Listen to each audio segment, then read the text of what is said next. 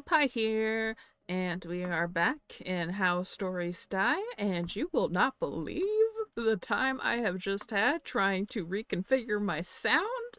I don't know what the fuck happened, but like, I was literally just streaming earlier today. I was just streaming Oblivion earlier today, and I had no sound quality issues. And then I, took a break, went and got myself some ice water because it was hot as fuck in the closet. And I came back and I was doing my sound test just to be sure that everything was hunky dory. And it wasn't. It was not. And I don't know what happened to it. Like, I was getting this awful buzz, and at first I'm like, okay, well, that sounds like something's not plugged in properly, so let me check all of my connections. Checked all my connections, that wasn't fixing it. I'm like, okay, well, I did just update OBS, maybe it's OBS's fault. So I fucked around in the settings for OBS for entirely too long. I've been in the closet for an hour since I stopped. Oh my god, it's been an hour of me trying to fix this. Anyway, let's move on. I am here to have a good time. This is so much responsibility. But that doesn't scare me. Not anymore. My time in the Order of the New Genesis has prepared me for such responsibilities. The only thing that worries me is that I don't know what's Haruka's wind condition. But I assume it's related to you. But she doesn't know anything about it, right? She only discovered your existence 2 days ago. That's true, but as you already know, Haruka has a talent for gathering information. Shit, do you think she already found out? I don't know, but I think we can be a little more calm. Why? This is the one area in which I outclass Haruka. This whole conflict is built on feelings, emotions clashing with each other. Understanding that requires a pretty good emotional intelligence. What if someone helps her? You mean Izo or Toshiaki? They don't stand a chance in understanding that. Are you sure she doesn't have other allies?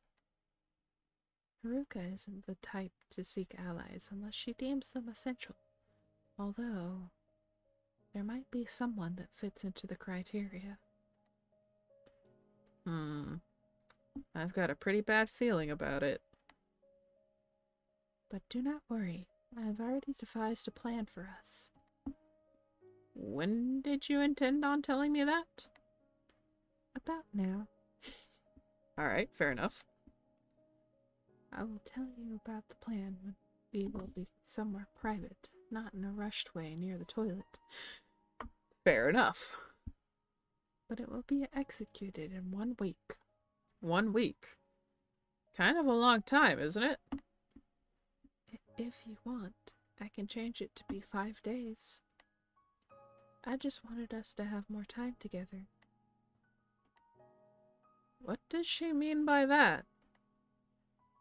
Are you hinting that plan involves me dying? What?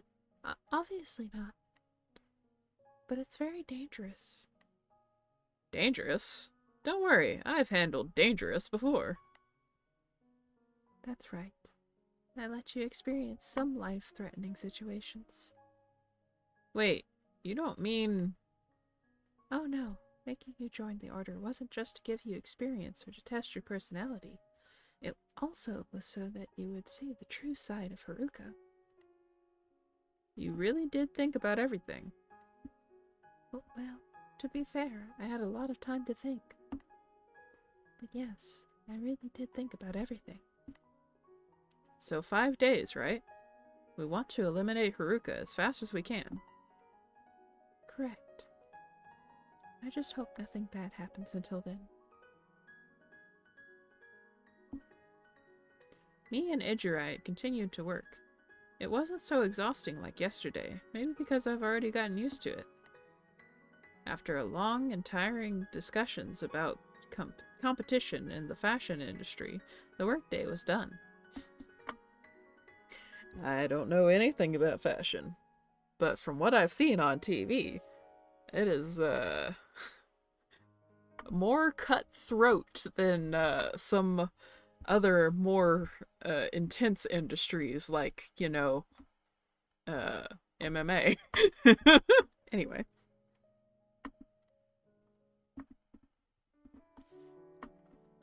How wonderful. That was the last busy day I had in years.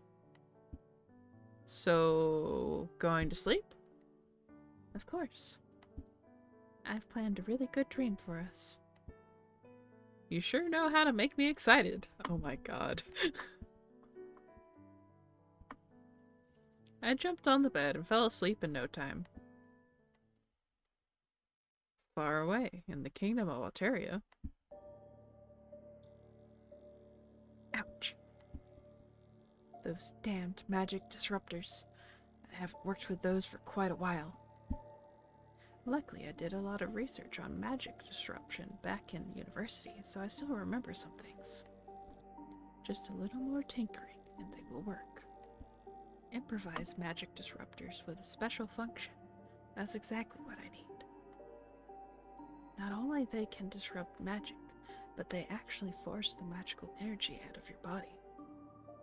The moment the Demon Queen will even think of using magic, those wonderful disruptors will unleash her power and destroy everything, including the prince. I think that counts as the Demon Queen killing the prince. I cannot even imagine what I can do with the Queen's magic ability. But if that fails, then I will just kill the Queen myself. That is still my original plan. Good thing I already made the preparations for that. I wonder if the package has arrived yet. Ijirait, where are you? It's pitch black in here. I was waiting in the empty darkness for something to happen. Wait a second. I need to get ready. And... okay, I'm good to go.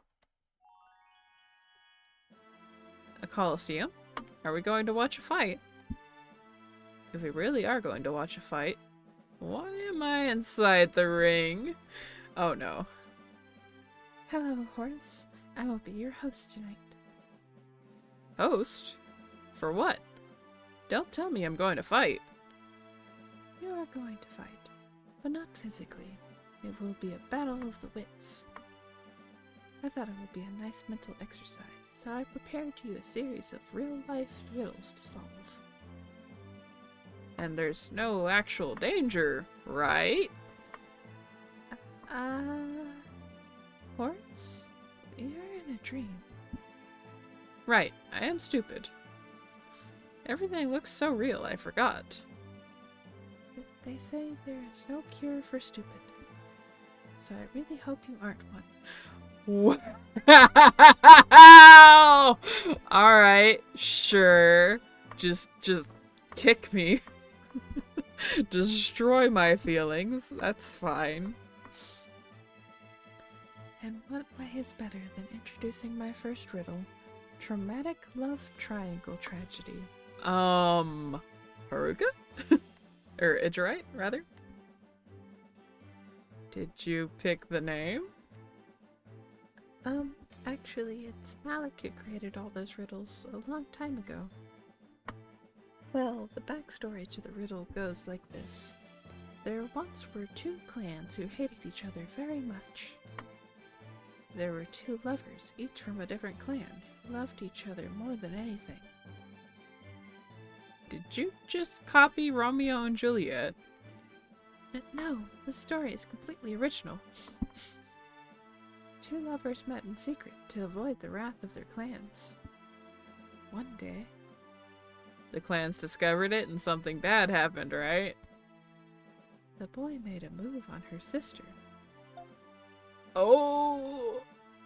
Oh, I never should have doubted your storytelling ability. The girl got jealous and reported that to her clan. The clans devised a special punishment for them. They took them to the arena and gave each a bow and a quiver full of arrows. During their turn, each one will shoot an arrow at another person. You can choose who to shoot your arrow at. The turns go like this: Horace, Nozomi, and then Rico. One last tip. Nozomi's accuracy is about 50%, and Rico's is 100%. And both of them know how much you suck at shooting arrows. Good luck. Fuck.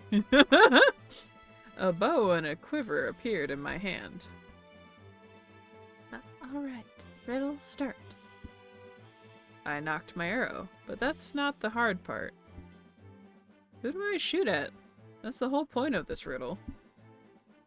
Damn, but Ijirait is right. I really do suck at shooting arrows. My accuracy is about 20%. Okay, so who to shoot? So obviously, Rico is the bigger threat between the two. I don't understand the shooting myself option. Because so from a numbers perspective, I have a 20% chance of shooting whatever I aim at. Which means I have an 80% chance of not shooting whatever I aim at. So like maybe if I miss on purpose, I'll be able to actually hit something. But I suspect that's not how this is gonna go down. But anyway, if I don't shoot Rico, I'm guaranteed to get shot by Rico. But if I don't shoot Nozomi, I have a 50% chance of survival here. And if I shoot myself, I die. So I'm gonna go for the super logical choice and shoot Rico. It makes sense to aim at the strongest player. If I hit Rico, then Nozomi and I start an archery duel, one which I have roughly 15% to win. But if I hit Nozomi, then Rico will just shoot me down with her 100% accuracy. If I aim carefully towards Rico and release the arrow. Wow, I actually hit her. Didn't expect that. I have to compliment Ijirait, for the blood looks very realistic. Almost too realistic for my taste. Nozomi aimed her bow at me and shot. Ah! The arrow went right near my head. Even if it's just a dream, that was pretty scary. I knocked my arrow and aim at Nozomi. Alright, don't take this personally, Nozomi, but I will have to kill you. Crap, way too low. That didn't even reach her. Nozomi is now aiming at me. I saw the arrow flying towards me in slow motion, coming closer and closer. Shit, even if it's dream, that's gonna hurt. I was fully prepared to take the hit. But whoa! The arrow stopped right before it entered my chest, floating in the air. Holy shit, I was sure I was done for. Well, that wasn't the correct answer. Okay, what was? But I could have hit her if I was just aiming a little bit better. Yes, of course that could have happened. It still doesn't mean it was the correct answer. People do succeed even though their plan wasn't optimal. There was a better option there. Shooting Nozomi? No way. If I shoot Nozomi, Rico will just straight out shoot me and hit for sure. But if you were to miss on purpose? Huh? Why would I miss? Oh shit, now I understood. Do you? How didn't I see this? It was so obvious. Shh, now I'm mad at myself. The fact that you understood the solution so quickly is remarkable fit on its own. Hurry up and give me the next riddle. I feel pretty frustrated after that failure. What? Please explain. No, I need an explanation for that. I really need an explanation for that. Why is that the correct answer? Okay. I went back. I understand now. I'm salty about it. Anyway. Okay, let's get pumped up for the next riddle. I always wanted to play the enthusiastic host. 3, 2, 1, here we go. I love her little bunny outfit. It's so cute. The whole world shifted. Weird. Ijirait didn't do anything physical, like clicking her fingers or clapping her hands. So that means she controls reality with her mind. Well, no shit. Just by thinking, I want to create a forest, she made a large forest appear. I heard a lot of metallic noises behind me, the sounds of war. I looked behind me and saw a huge amount of armored demons. No, not just a huge amount. This number is big enough to be an army. Commander Horace, we have assembled here for the final battle. Just tell me the riddle, Ijirait. I'm uncomfortable around large armies. War was never my thing. Eager for battle, huh? Be careful with your wishes. We are going to take over the last human city. The plan is to attack the city from two sides. Commander Nozomi is in charge of the other attack force. Isn't she a human? Why is she betraying her own kind? Alright, I'll stop doing that. In order for the attack to be successful, we must attack at the same time. So you and Nozomi need to exchange messages to set the date and hour of the attack. So I will just send Nozomi the hour and date of the attack, and she will send a confirmation. Wait, I didn't finish to explain the rules. Exactly. I'll send the message before you manage to explain the rules, and thus there won't be a catch. Smart boy. Okay, I'll stop doing that. Will you? But there is a catch. Not all your messages will be able to get through. You see, the humans have a secret weapon. A super spy called Rico Ugly Mommy. That's rude. Okay, I will stop doing that. Rico has a probability of 50% to catch your message.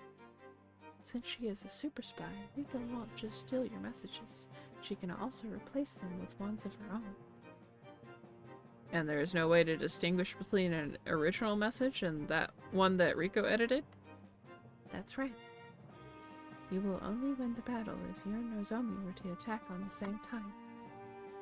Your win condition is to destroy the city. Considering the fact that Rico used an optimal strategy, how do you raise the probability of both of you and Nozomi agreeing on the same date and time to greater than 50%? A tough question indeed, but tough doesn't mean impossible. There's a lot of strategies I can use, but which way is the best? What the fuck is this option? No! Bad! So an encryption really doesn't solve the problem, because, like, Rico can still just fuck it up. And I don't see how sending fake messages actually helps us at all. Like, it would increase the odds that the real messages got through, but also increase the odds that fake messages would end up going through. I'm not sure that this would help at all. Because if Rico is intercepting half of our messages, then marking down the sequence doesn't really do anything? Unless she's, like, stupid enough to erase the sequence number. I'm gonna go with encrypt the messages. What about encrypting the messages? I will send my key in the first message, and Nozomi will send her key in her first message. That way...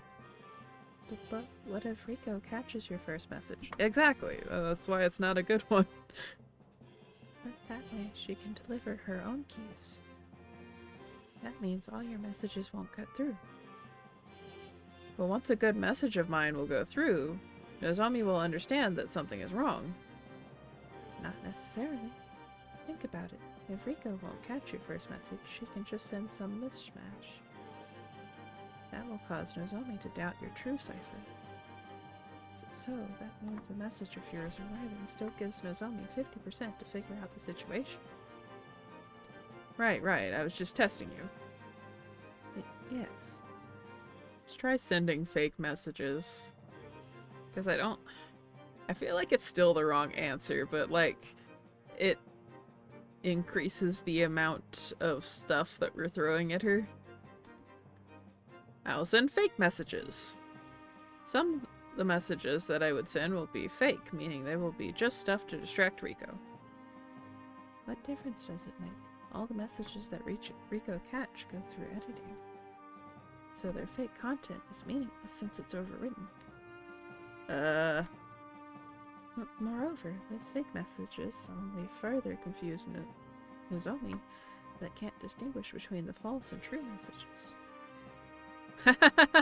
You actually believe my joke. Oh man, how did you believe that I would suggest such a stupid answer? Go on, Bran, step up your game. Alright, let's see. I feel like this is the best possible strategy. Because if you keep just sending the same message over and over and over again, and Nozomi keeps getting the same... well, but Rico could just, like, see the same message over and over again and then start... yeah. Let's try this one since we haven't yet. Mark my messages with sequence numbers. Maybe I will just mark my messages with sequence numbers. So if one message gets lost, Nozomi will know it. But it doesn't get lost, it is edited. So that messages can still be edited and Nozomi won't know. Obviously, I was just giving an example for a solution that won't work for sure. Okay. Use a delay in the sending process as a secret code? I will use a delay in my message as a secret code that will tell Nozomi what to do without anything written in the messages. That's a nice idea. Too bad it won't work. Why wouldn't it work? You'll have to explain Nozomi how this whole mechanism works. And Rico can provide her own explanation too. Again, 50% probability not going to work. Damn, that means there must be some way to solve it without a secret code.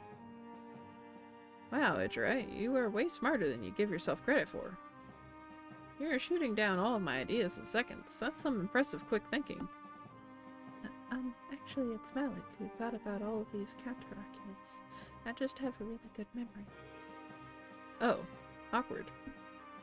Let's send the same message multiple times. Aha!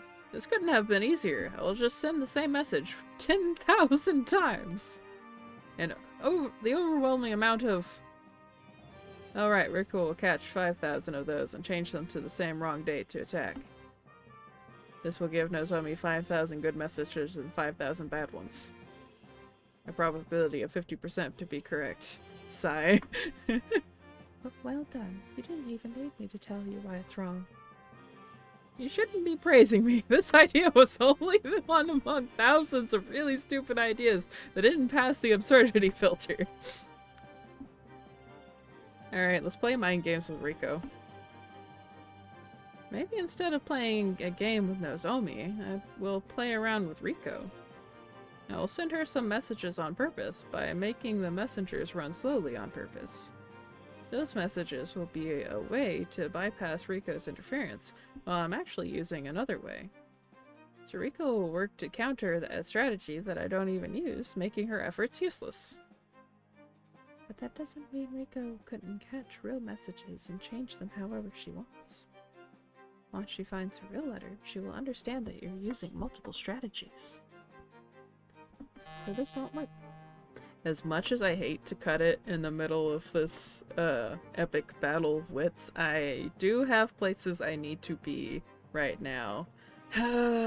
So, we're gonna leave it on a cliffhanger. If y'all figure it out, by all means put it in the comments, because by the time this becomes public and the hive mind gets their hands on it, I will have already completed the game, I hope. But anyway, thank you guys so much for watching. If you like what I'm doing and would like to support me financially, please go check out my Patreon. The link will be in the description. For as little as $1 a month, you can get early access to all of my videos. And for everyone else, just thanks for being here, and I hope to see you again in the next one.